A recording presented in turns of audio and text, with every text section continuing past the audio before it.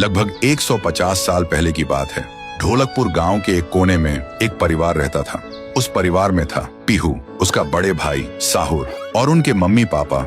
एक सुबह पीहू और साहुर घर के बाहर खेल रहे थे और अंदर उनकी मम्मी किचन में खाना बना रही थी। वो थोड़ी जल्दी में थी और तभी अचानक उनके कपड़ों में आग लग जाती है। वो चीख चीख के चिल्लाने लगती हैं। पीहू और साहुर मम्मी की चीख सुनकर भागकर अंदर आते हैं और जैसे ही मम्मी को जलते हुए देखते हैं वो चिल्लाते हैं, पापा जल्दी आओ पापा। पापा भागकर आते हैं, लेकिन मम्मी को बचाने के लिए जैसे ही हाथ बढ़ाते हैं उनके कपड़ों में भी आग पकड़ लेती है और कुछ ही सेकंड्स में दोनों जलकर राख हो गए। पीहू और साहुर सिर्फ देखते रह गए, जैसे पूरी दुनिया ही खत्म हो गई हो।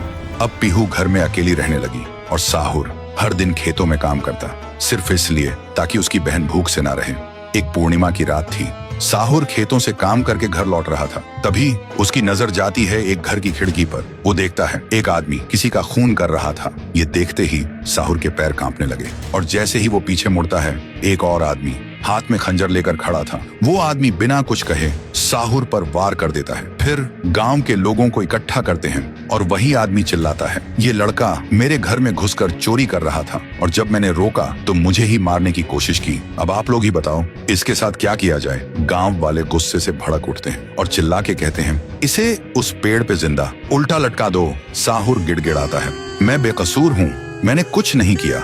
लेकिन गांव के किसी ने भी उसकी एक ना सुनी। उधर उसकी बहन रात भर उसका इंतजार करती रही और सुबह जब वो उसे ढूंढने निकली तो देखती है उसका भाई गांव के बीच वाले सूखे पेड़ से उल्टा लटका हुआ है। ये देखते ही पीहू टूट जाती है, जोर जोर से चीखने लगती है और उसकी चीख पूरे गांव में गूंज जाती है। फिर गांव वाले पीहू को भी चोर का बहन कहकर गांव से निकाल देते हैं और तब से साहुर की आत्मा उस पेड़ के अंदर समा गई थी और पीहू गांव के बाहर एक झोपड़ी में रहने लगी थी। रोज एक पेड़ के नीचे बैठकर भीख मांगती थी, लेकिन कोई भी उसे कुछ भी खाने को नहीं देता था।